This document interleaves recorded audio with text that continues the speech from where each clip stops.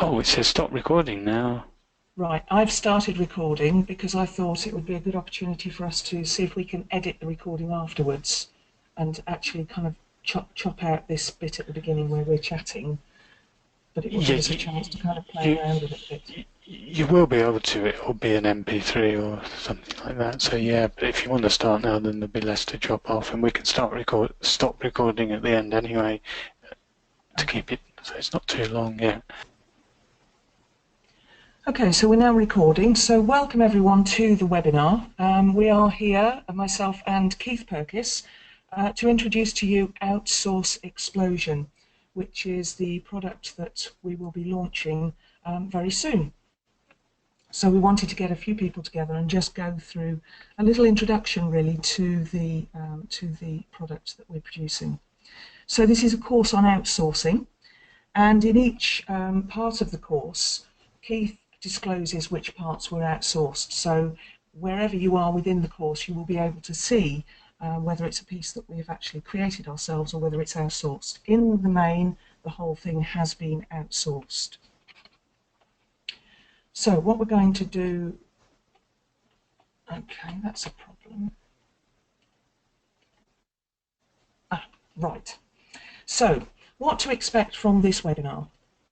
So what we're going to be talking to you about tonight is the benefits of outsourcing. We're going to look at some of the key benefits that you will get from outsourcing the work and the tasks that you have to do to run your business.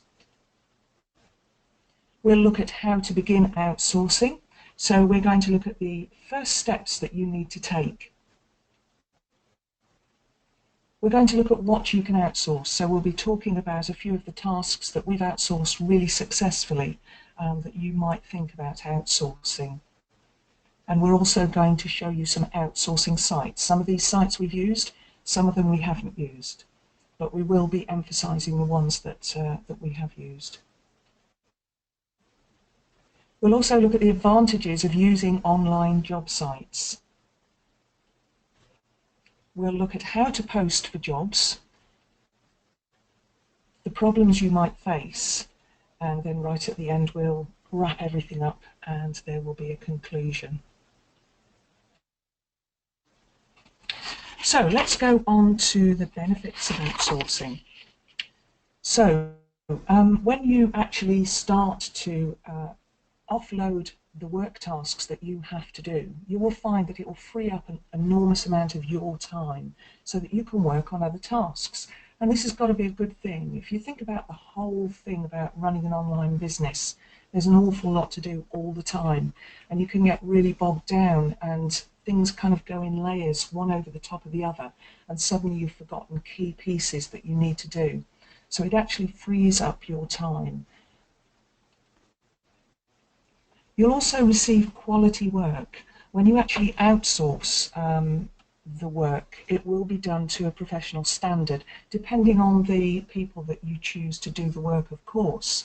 But within the product, we will recommend some people who we've found to be very good. And you obviously you've perhaps already got some people yourself, but you also will find people through recommendations and through trial and error, basically. The quantity of jobs getting done increases. Well, this is pretty obvious, really, isn't it? If there's two of you working on a product or three of you working on a product, you're going to get much more done than if you're trying to do it all yourself. And of course, an advantage of that is that they get done much more quickly as well. So your business actually becomes more cost effective. So if you can outsource a task to Fiverr, for example, and it costs you $5, it might be something that would have taken you 3 or 4 hours to work out how to do it, or to research how to do it, or to learn how to do it. Or it might be something you can already do, but you can't do it as well as the person you're going to outsource to. So you will become much more cost effective.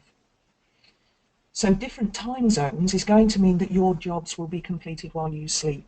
So if you are in a bit of a push to get something done, it means that when you wake up the next morning, you're going to find a heap of tasks that have already been done, which is going to make you feel really good. So we're going to go on to how to begin to outsource. And there are a number of things you need to do when you start to think about outsourcing. The biggest thing is to decide what to outsource. And within the product that we've created, there will be some little task sheets that you can fill in, which will help you to define the tasks that need to be done, and then to sort them into some sort of an order so you can decide what you can do, what you want somebody else to do. And this is what it says here, that it's going to divide the tasks, and then you can outsource what you can't do, but also decide if you want to complete any tasks that you can do. As I said before, in terms of time management, you might find that you want to outsource something that maybe takes you longer than it will take somebody else to do it.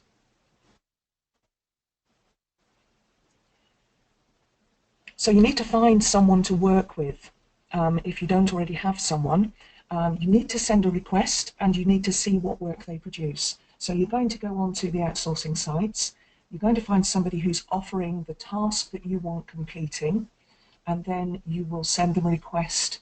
You would ideally think about asking them for examples. You'll enter into a dialogue with them, and so you can have some idea of the sort of things that they're going to do. And you are always going to leave time for revisions. Don't give yourself a really tight time scale.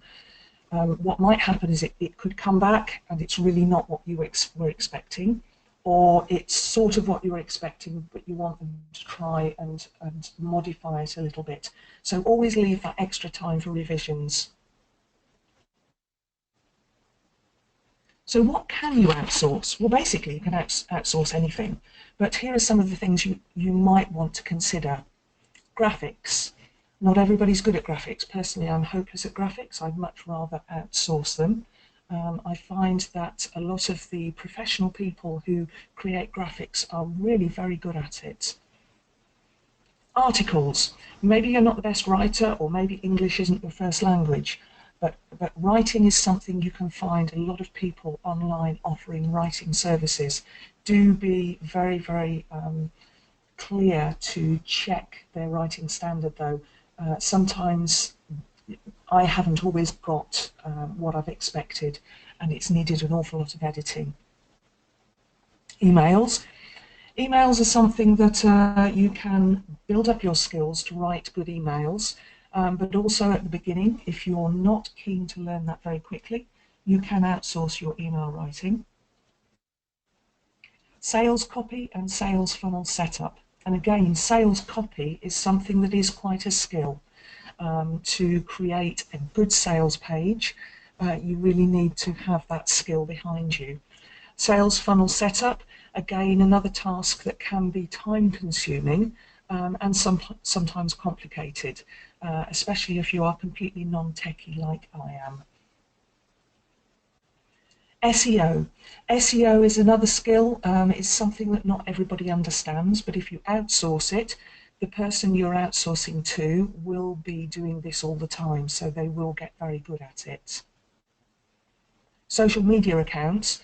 These can take up an awful lot of your time, even just kind of keeping your Facebook page updated, and that's without thinking about Twitter or Pinterest or Instagram or all of those other things.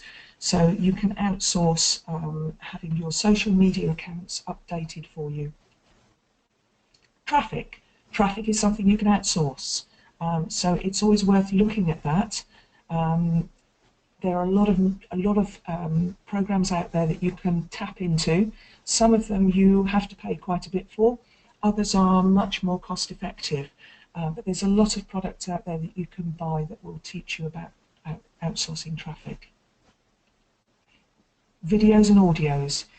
Not everybody's comfortable being in front of the camera or even speaking on an audio. So if you want to, you can outsource that. In fact, I have outsourced an audio myself before, and the gentleman who I chose to do it had the most delightful voice to listen to. So if you feel that maybe you haven't got the right voice, perhaps that people won't listen to you easily, you might want to outsource it. Coding. coding. This is a big skill. I have no idea about coding, but there are some clever bots out there who will do coding for you. And website creation. Website creation, again, is something that can be time consuming. You can get it wrong and then you have to sort out the problems.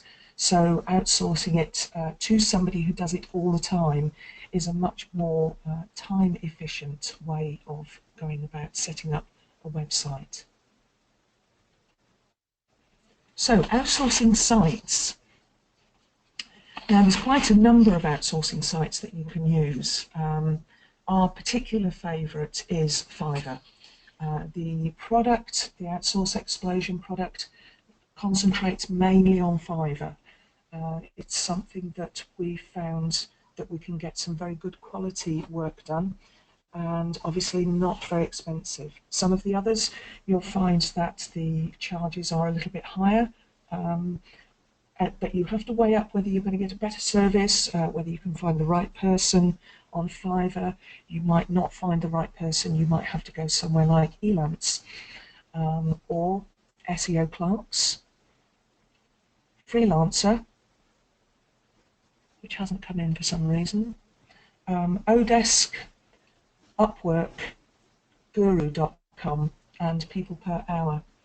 So those are some that we know of.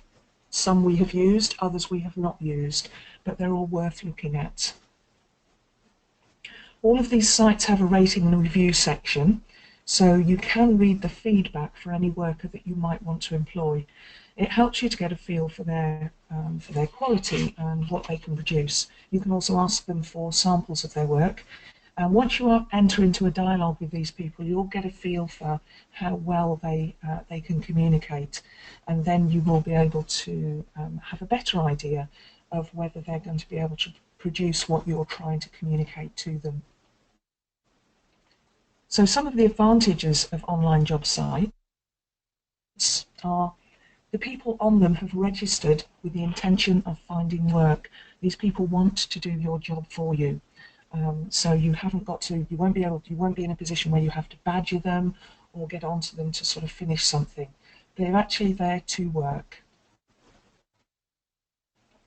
They have a rating and review section, which will help you to check out feedback before you go ahead.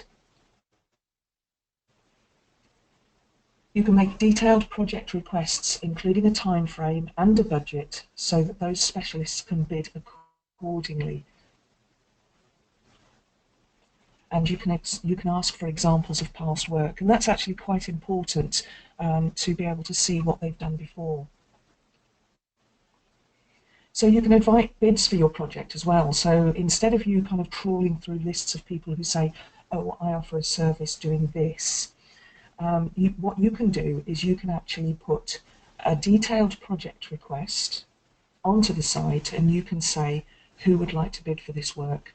And what will happen then is the people who feel that they have the skills to fulfill your project will be able to make a bid, and then you can enter into a dialogue with them. So, posting jobs. So on a lot of the sites, especially Fiverr, most people just search for a listing, which is called a gig on Fiverr. So they will put in a search for the job that they want doing, and they will just look through all of the people who are saying, I can do this for you. But what you need to do is do your research. Check out the sites to see what type of work is offered.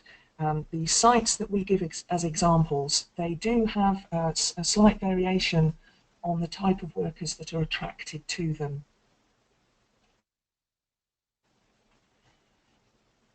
Always read the reviews and feedback before you post, before you actually employ somebody to do your project, and do ask for examples of their past work. So you need to also outline your job request, including time frame and budget, and do allow time for revisions. It's not a bad idea to give them a shorter time frame, because you will get your project back within a set amount of time.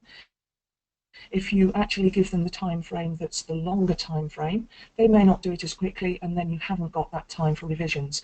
So if you need something to be done in 10 days, tell them it needs to be done in 5 days, and then it gives you 5 days to get any revisions done. Don't forget to look on forums and social media sites for recommendations. Some people who look for outsourcers don't really think of asking others who they use. And it's a really good idea, especially if you are in a group of other online marketers, because there is likely to be somebody who already uses somebody, and they can actually speak for them and give you a recommendation. So problems that you might face when you are looking for somebody and when you get your project back. Language barriers. A lot of the people who are very good at the technical side of the internet actually don't speak English as a first language. Some of them do, but an awful lot of them don't. So just be very aware that there could be a language barrier.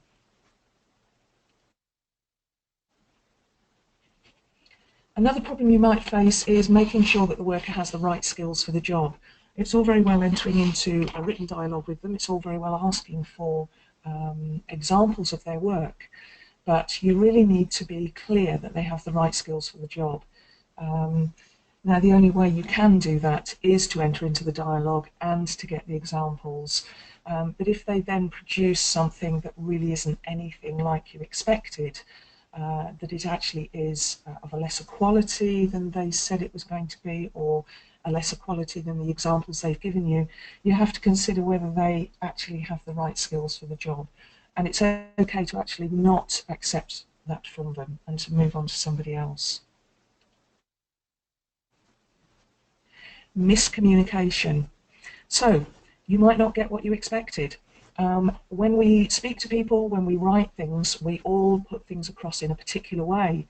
The other person who is listening to what you are saying might be receiving what you're saying with a completely different image in their mind. So don't always think that it's the worker's fault if they don't produce what you expected them to produce. It may be a miscommunication.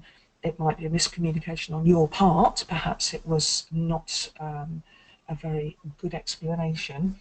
But it might also be, if there is a bit of a language barrier, that they've actually misunderstood what you've asked them for. That's why it's really important to leave extra time for those revisions. Payment. Never be talked into sending money in advance. This is actually quite a biggie, really. With places like Fiverr, you won't get into this because you will ask somebody if they can do a project for you, and then you either order it through their gig, so you click a button which says this is going to cost you $5, or you ask them to produce for you a personalised button. So if you ask somebody to do something that they come back and they say, okay, I can do that, but actually I need to charge you $10, they'll create a gig for you, and then you can order it through that gig to pay the $10. Now that payment is paid through PayPal, and that payment is held by Fiverr until you have agreed that the work that you've received is what you wanted, and then the worker gets paid.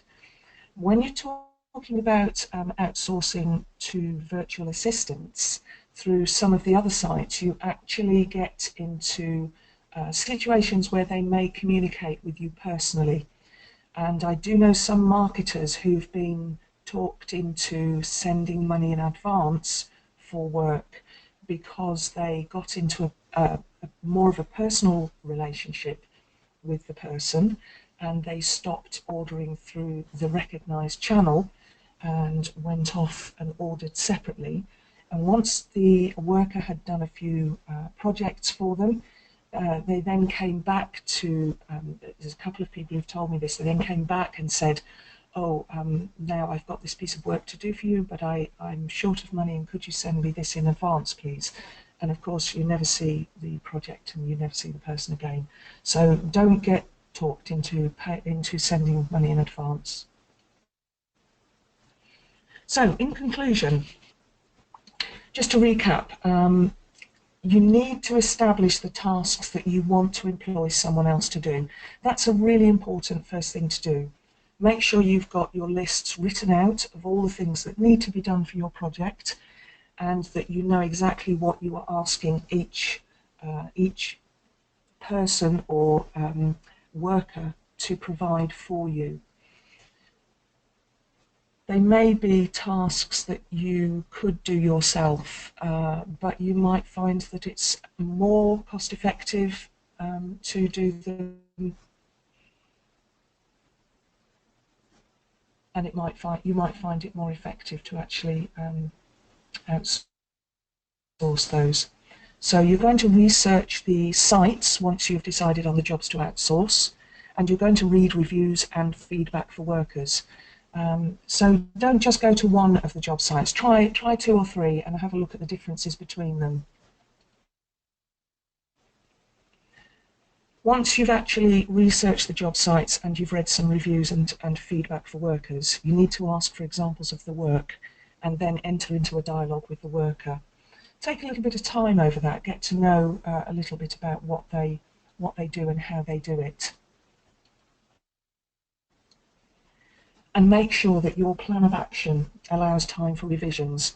That's a real biggie, because if you don't get what you don't want your project being held up because you haven't left enough time for that.